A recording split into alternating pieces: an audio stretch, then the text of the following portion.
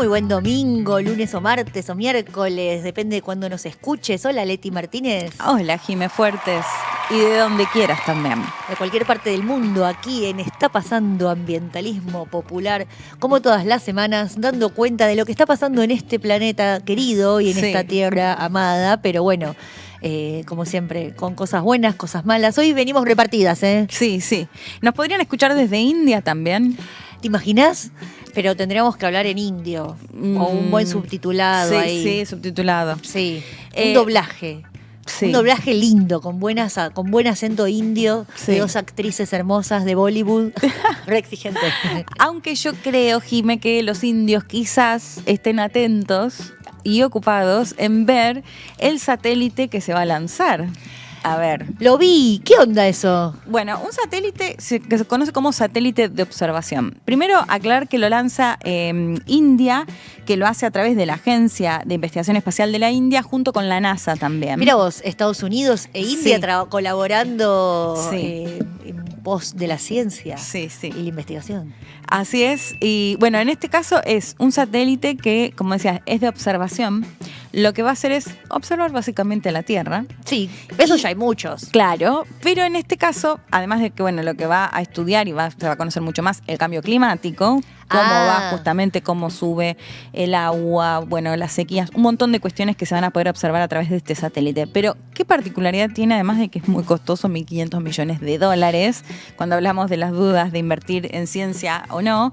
Bueno, $1.500 millones, pero decía, la particularidad, Jime, que va a tener es que, a diferencia de otros tipos de satélites, tiene una tecnología que permite captar imágenes, acá lo comparan en la noticia en F Verde, como si fuese un flash en una habitación oscura.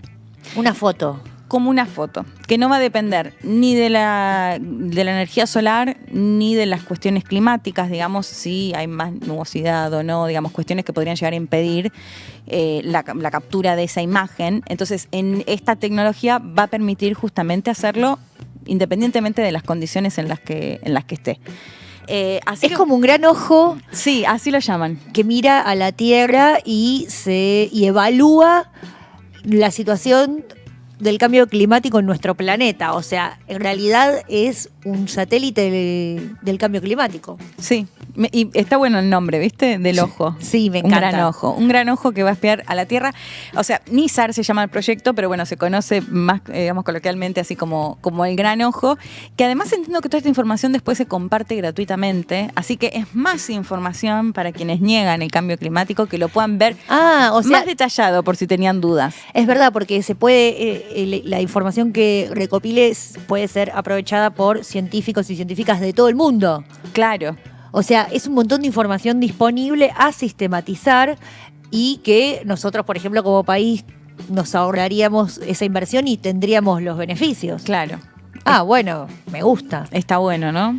Y aparte, lo que me llama la atención, bueno, vos sos la especialista en internacionales, pero fíjate cómo la coordinación entre esos dos países, por más que uno esté en los BRICS y el otro no quiera saber nada con los BRICS. Bueno, pasa que India tiene ahí un par de vecinos, uno puntualmente que es China. Sí. Y bueno, Rusia, que digamos fue también la gran disputa en la Guerra Fría de lo espacial, ¿no? Que, bueno, vos también te creaste un poco en esa dinámica en la que todos los nenes queríamos ser astronautas. Porque había mucho de la cuestión espacial y de quién iba a liderar el espacio. Y bueno, vemos que ahí también hay un actor muy clave como China, que también está mandando sus satélites, invirtiendo. Sí. Soberanía, eso también es soberanía. Soberanía comunicacional, soberanía de tener la nube propia, ¿no? Porque viene uno, te apaga la nube y vos, ¿qué haces? No tenés más mail. Señora, señor, nos quedamos sin el mail. Sí, sí. Ya como no nos alcanzaba la Tierra, disputamos un poquito más allá. Así que bueno, esta particularidad que se da entre India y Estados Unidos, bueno, particularidad no tan particular, pero bueno, que tiene, digamos, a este satélite que se va a lanzar en los próximos días. En realidad no sé exactamente la fecha, pero bueno. Pero ya prontito. Sí, y se están conociendo más detalles finos de cómo va a ser justamente este gran ojo que va a estar mirando la Tierra para ir señalando justamente ya las consecuencias del cambio climático. Bueno, vamos a poder hacer todos nuestros programas gracias a esa información que recopilen. El gran ojo. Sí, seguramente. Bueno, y Leti, tenemos un montón de información hoy. Vamos a hacer un programa medio temático. Vamos a estar hablando de las energías limpias y la Argentina en relación al resto del mundo, cómo andamos, por casa cómo andamos. Mal. Bueno, pero también por China cómo andamos. Sí, vamos a hablar, podríamos decir, hoy vamos a contar una nota que salió en New York Times y me pareció súper interesante, porque es una gran investigación que llevan adelante en una comparación. Y por eso remarco que el diario sea estadounidense, porque es una comparación entre Estados Unidos y China, y cómo, si bien China todavía sigue el que más sigue quemando carbón, es el que más avanza en las energías limpias y renovables, planteando un poco cómo Estados Unidos se fue quedando atrás, pero sobre todo planteándolo en un futuro en el cual se están disputando el hegemón del mundo. Bueno, lo decíamos en lo espacial. Sí. Bueno, en lo ambiental también. Digo, ir hacia una transición energética. Cuando se considera o se espera que para el 2035 las dos energías claves sean la eólica y la solar, digo, que vos estés liderando justamente esas áreas, bueno, posiblemente te garantice un futuro mejor. Así que vamos a ir contando, lo vamos a ver con datos muy precisos todo, de cómo ha avanzado cada uno o cómo ha retrocedido cada uno, en este caso las dos grandes potencias del mundo. Bueno, si querés empezamos por casa, porque Argentina tiene tiene dos particularidades. Primero, de haber avanzado hacia la transición energética a mediados del siglo XX, o sea, antes de mediados del siglo XX, Argentina, YPF particularmente, producía gas. Sí. No solo petróleo, también gas. O sea, nosotros esto lo tenemos ya hecho y es patrimonio nuestro, es parte de nuestra matriz energética, entonces de alguna manera no nos caben las pautas generales. Y Argentina, por ejemplo, Europa y China producen a fuerza de carbón, nosotros nunca, porque claro, tuvimos gas. Así, y lo supimos aprovechar, una política que puso la mirada mucho en eso. Y la otra gran característica de Argentina, ahí sí ya compartida con otros dos países, Chile y Bolivia, es la cantidad de minerales que tenemos. En particularmente vamos a hablar ahora del litio. Somos el famoso triángulo del litio. Sí. El 29%, o sea, casi el 30% de todo el litio de todo el mundo está en este triángulo. Y tenemos distintas realidades sobre qué hacer con ese litio. Y sobre todo se discute mucho siempre los impuestos que cobra cada país. Y dicen, Argentina regala el litio y Bolivia y Chile cobran un montón de impuestos. Es así, pero no tanto. No es que cobran mucho más impuestos que nosotros. Y aparte a mí me parece medio agrada esa discusión, porque si bien lo tributario es importante y Argentina tiene una matriz tributaria muy injusta, para decirlo en criollo, los ricos y grandotes pagan poquito y nosotras, las humildes hormiguitas de este planeta, pagamos un montón. O sea, ahí ya te das cuenta que está mal. Y además es muy difícil de dar vuelta a esa matriz, porque una vez que ya está instalada, bueno, es difícil de reconvertir, pero no imposible. Y de hecho es una de las grandes deudas. Me parece que lo puntual no es tanto lo tributario, sino qué hacer con ese material que tenemos ahí. Claro. Entonces, bueno, se plantea la industrialización, la famosa industrialización del litio. Sí. Bueno, ¿cuál es la industrialización del litio? Hacer las celdas. Y después de hacer las celdas, el paso siguiente en la cadena de valor es hacer las baterías, que son las que permiten la captación de la energía solar y dejar de lado las otras energías, sobre todo las vinculadas a los hidrocarburos. Así de sencillo es decirlo, más difícil es hacerlo, sobre todo porque en nuestro país hasta ahora el litio, la industria del litio, está directamente relacionada al extractivismo. O sea, vienen grandes empresas chinas, estadounidenses, canadienses, agarran el litio, lo cargan y se lo llevan. No dejan nada de valor aquí, porque aparte es una industria que en su parte extractiva requiere de poca mano de obra, y lo mismo en el transporte, o sea, no requiere, no genera puestos de trabajo. Aunque algo sí, obviamente, ¿no? Obviamente lo comparas con el otro eslabón de la cadena de valor, que es la celda, o ya con la batería. Claro. Ahí sí genera un montón de trabajo, desarrollo tecnológico. Y vos sabés que estuve averiguando, vamos a puntualizar, hacia adentro de nuestro país, las principales provincias que tienen litio y que lo laburan son Jujuy, Salta y Catamarca. Y obviamente ahí ya tenemos un problema, porque en nuestro país la Constitución de 1994, que es la vigente, la que tenemos ahora, lo que hace es destinarle las riquezas como el petróleo o el litio a las provincias, no a la nación. Son patrimonio de las provincias. Entonces definen qué hacer las provincias. Y vos me dirás, bueno, en un país federal eso está bueno. Sí, bueno, pero no, en nuestro país pasa que el Estado Nacional queda totalmente corrido y pierde la capacidad de incidencia para diseñar una política justamente nacional y no provincial. Y aparte, bueno, todos sabemos que los estados provinciales, los gobernadores, tienen menos poder que un presidente. Entonces, a la hora de negociar, es más fácil, lo voy a decir otra vez en criollo, apretar a un gobernador que apretar a un presidente. Bueno, dicho todo esto, hay un incipiente desarrollo de baterías de litio en nuestro país, en la hermosísima Universidad Pública Nacional de La Plata. Allí estamos viendo, ahí lo podemos ver, la primera fábrica de baterías de litio de Latinoamérica. ¡Qué bien! Sí, hermoso. Y esto se hizo, esto es una foto del año pasado, del 2024, en donde se inaugura, ya terminada toda la parte del desarrollo de la planta, se inaugura esta primera planta nacional de desarrollo tecnológico de celdas y baterías de litio, así se llama. Tiene unos 1.700 metros cuadrados distribuidos en 17 salas independientes y ya se ha puesto en marcha su capacidad instalada y se realizaron con éxito los primeros ensayos. Esta planta se llevó adelante por la Universidad de La Plata y por YPF. YPF Tecnología, que es la que le dio el desarrollo, todo esto bajo el gobierno pasado, no este, es así. Se desarrolló en ese momento justamente cuando el área de ciencia y tecnología era un ministerio, ¿se acuerdan que era ministerio? Bueno, esto hizo el ministerio. Pero bueno que pudieron continuar igual. Sí, no estamos en este momento a la altura de lo que se había planificado. ¿Por qué?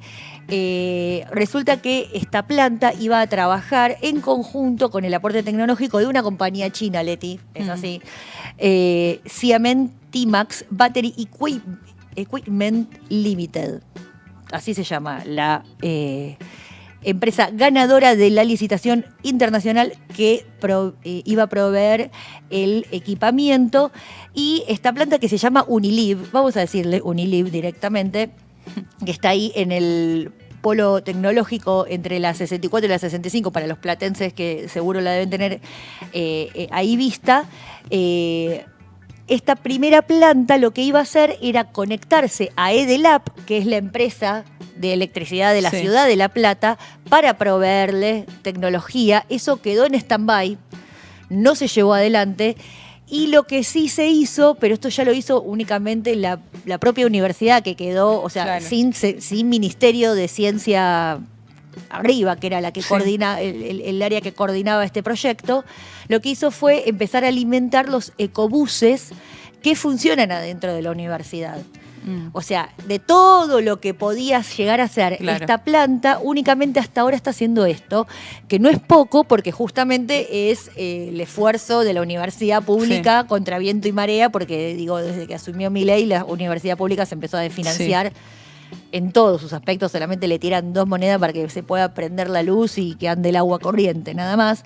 Pero los salarios están desfinanciados, las becas están desfinanciadas, los proyectos de investigación están desfinanciados. Entre todas estas otras cosas está Uniliv, que es un orgullo para todos nosotros porque es la primera fábrica de baterías, o sea, no de celdas, que es el paso intermedio. No, es fundamental. Es fundamental, porque aparte después nos queda a nosotros, o sea, ese desarrollo que hizo esta universidad, después lo copia otra empresa y lo lleva adelante. Sí. Y nosotros como país que tenemos una barbaridad de litio, o sea, tenemos, ponele que tengamos el 10% de cada país del triángulo, tenemos el 10% del litio del mundo, o sea, lo tenemos ahí a la mano y ni siquiera tenemos que, o sea, las empresas que lo vienen a extraer tienen que gastar un montón de plata en transporte. Nosotros no, lo tenemos adentro de nuestro país y eso abarataría muchísimo la posibilidad de producir, no la posibilidad de exportar,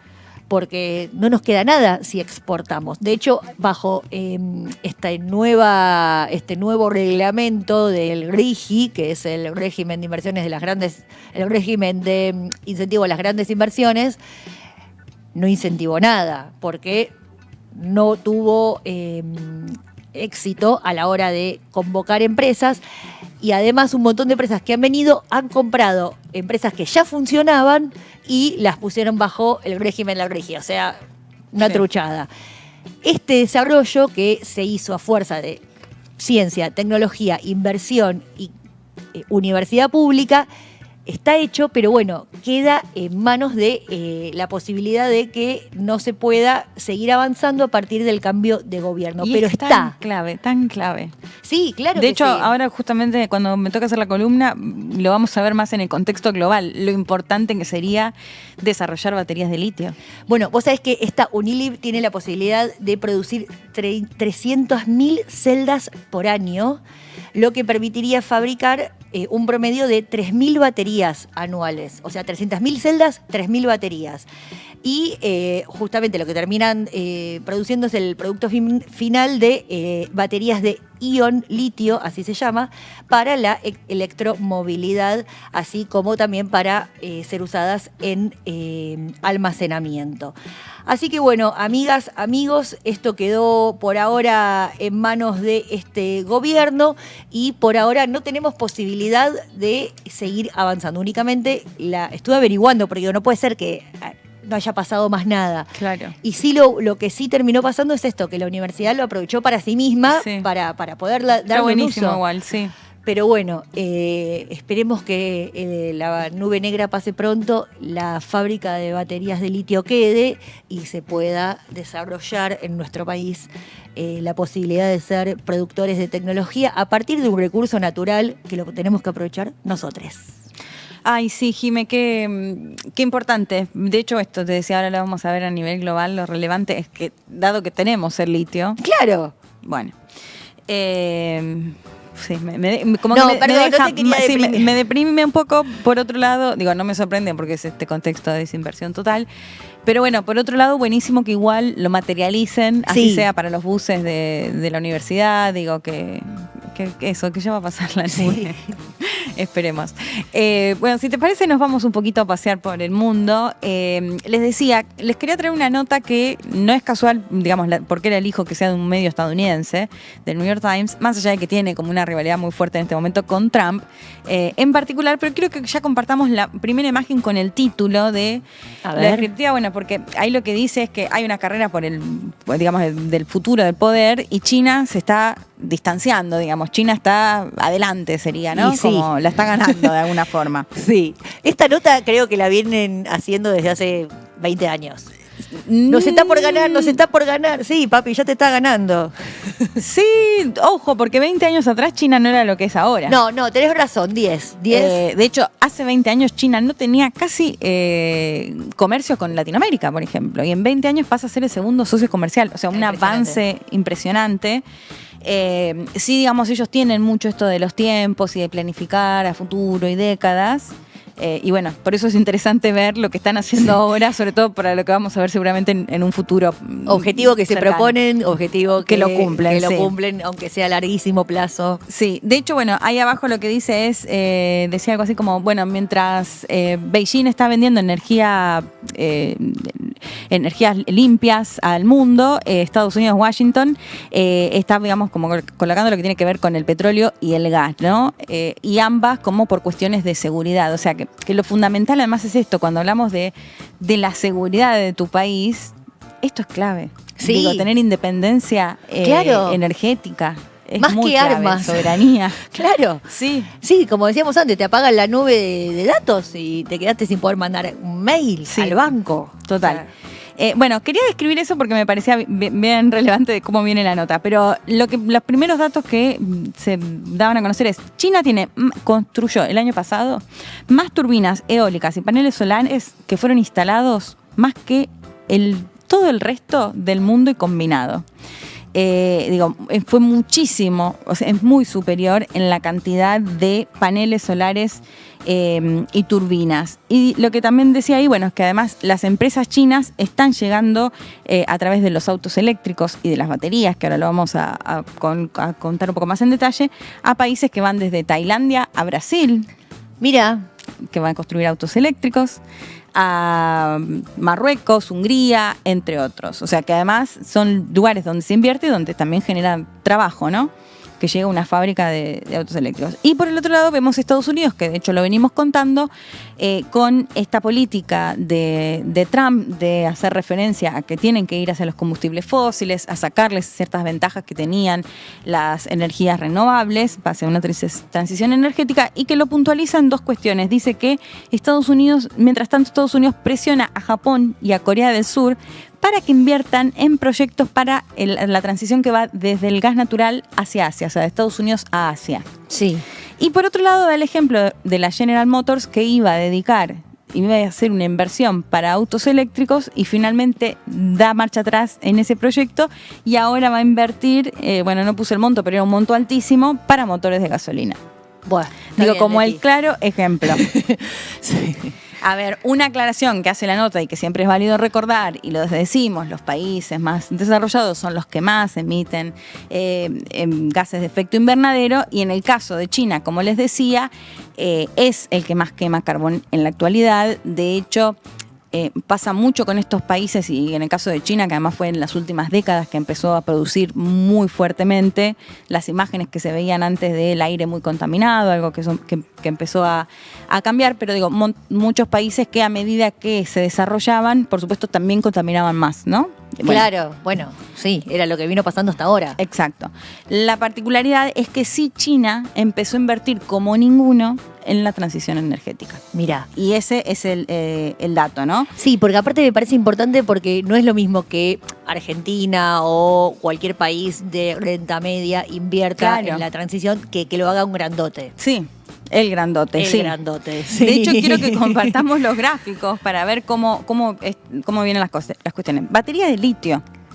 Ahí está, mira. China es el líder absoluto.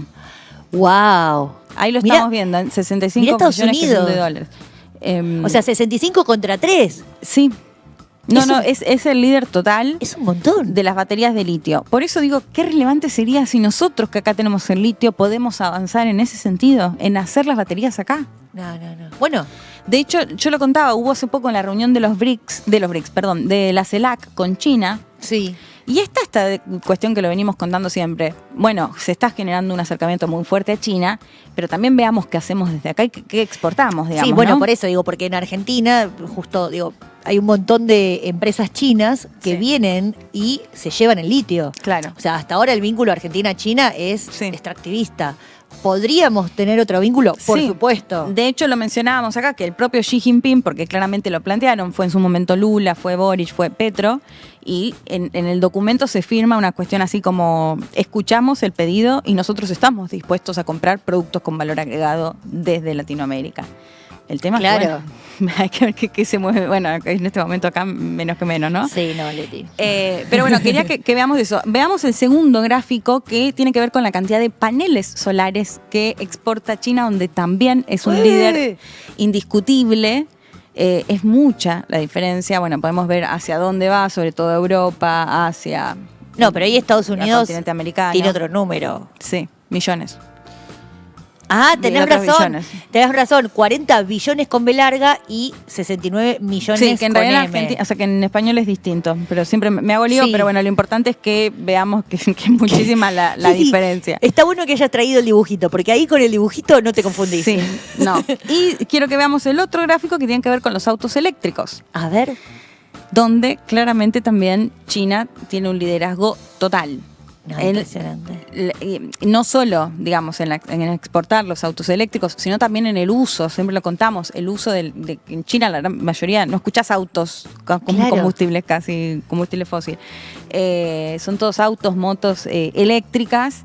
Y esto, bueno, lo que plantean la Unión Europea y Estados Unidos siempre es decir, bueno, lo que pasa es que tienen un Estado que lo financia, o sea, que lo subsidia, entonces llegan a nuestro mercado de una forma mucho más barata con la cual no podemos competir, ¿no? Entonces, como competencia desleal y ese tipo de acusaciones. No es competencia desleal, es una decisión política de encarar la producción de tu país para el lado que vos querés. Es de un Estado hiper recontrapresente en el cual el Estado subsidia y decide de manera estratégica con estos planes que decíamos que se presentan acá a 2 décadas y se hace.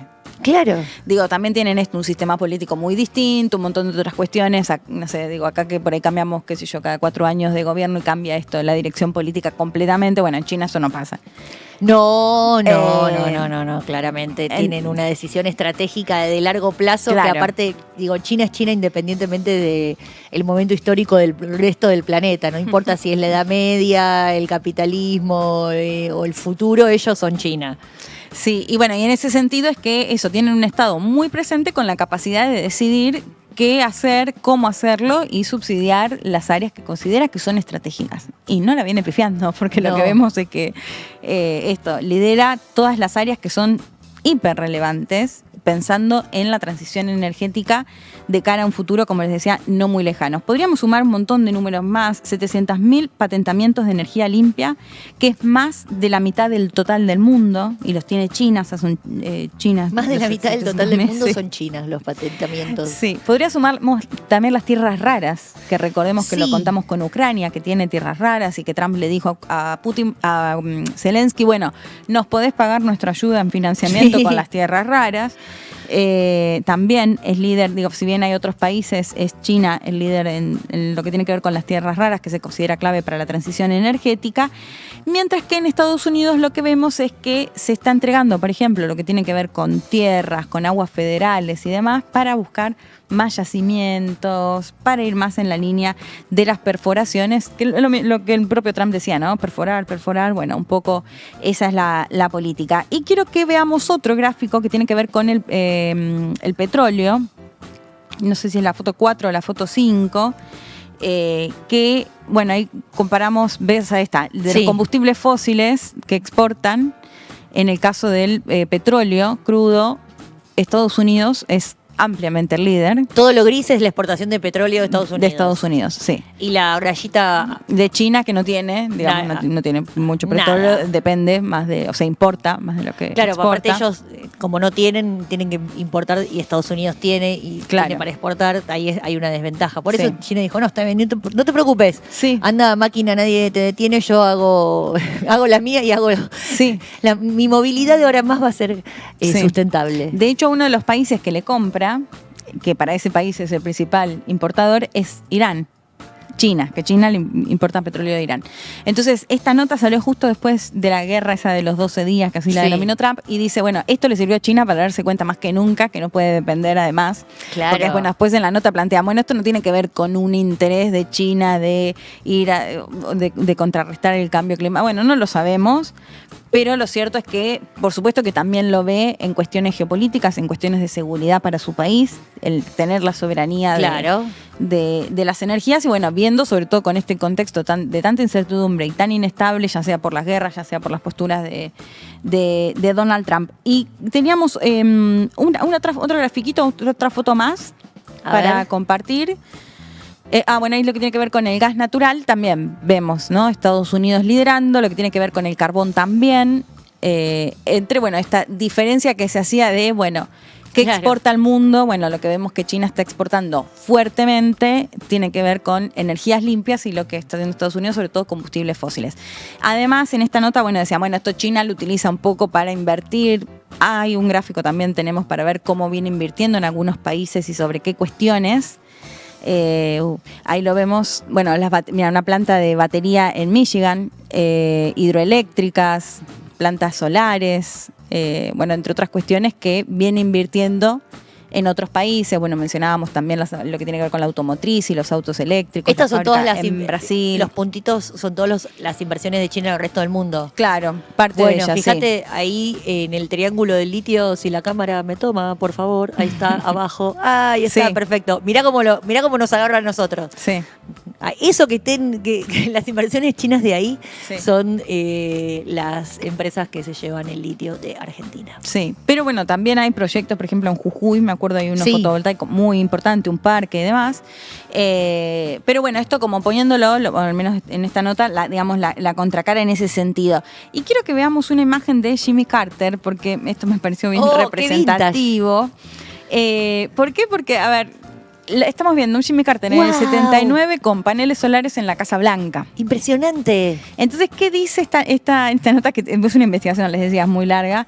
Decía, Estados Unidos fue el primero que creó las células fotovoltaicas de silicio en 1950. Y fue el primero que construyó una batería de litio metal en 1970. Y el primero que pusieron también un parque eólico.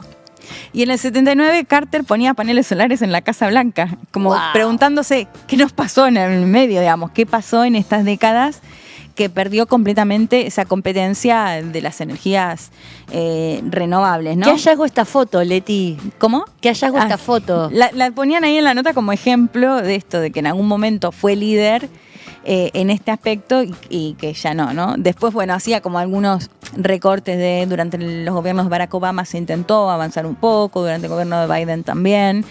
Pero no tuvieron estas posturas a lo chino, digamos, de un proyecto a largo plazo, digamos. Una política consecuente. Sí, y con los niveles de inversión y bueno, de liderazgo que está teniendo China hoy, como les decía, ¿no? Y bueno, en parte también es porque limpias. China se maneja como un país con políticas independientemente de los lobbies empresariales. En cambio, en Estados Unidos se parece más a nosotros en ese sentido, en el bandeo. Sí. Pero bueno. Sí, totalmente. Es decir, si querés tomar una medida en contra de una petrolera, lo que puede llegar a ocasionar, sí. Exacto. Sí. Pero bueno, nada, me parecía interesante traer este mapa de cómo viene la geopolítica, en este caso con lo ambiental, con las energías, y esto, planteando que de acá al 2035 se espera justamente que las dos energías más relevantes tengan que ver con lo solar, con lo eólico, y qué importante va a ser ahí para quienes tengan esta soberanía o este liderazgo, que lo estamos viendo, como le decía un poco el título, la carrera la está ganando claramente China y Estados Unidos con Donald Trump a la cabeza en un retroceso, ¿no? De hecho, negando directamente el cambio climático y haciendo todo lo posible para no ir hacia una transición energética, sino que siga apostando fuertemente por los combustibles fósiles. Bueno, ya sabemos para dónde tenemos que ir nosotros, ¿no? Vamos a ver si podemos, pero sabemos. Estamos medio perdidos, me parece. Sí, pero bueno, algún iceberg, algún atisbo de conocimiento, deseo de desarrollo autónomo tenemos. Se nos volvió el programa, Leti. Sí, muy rápido. Lo que pasa es que es mucho contenido, pero bueno, podremos hacer temáticos, vamos a volver sobre esto, porque esto obviamente es un temazo, un temón que no lo podemos agarrar. Es más, podríamos invitar a alguien especialista en litio que nos hable un poco de las baterías, estaría bueno también. Vamos a hacerlo, lo voy a anotar Argentina y te voy a hacer caso, Leti. Sí. Bueno, nosotros nos vemos la próxima. En el domingo que viene. Y bueno, sí, pero síganos en @está.pasando.ambientalismo y también súmanse a todos los canales de Eva TV, nuestra hermosísima comunidad organizada. Bueno, Jimé Fuerte, es un placer compartir un episodio más con vos. Igualmente, Leti. Adiós. Chau.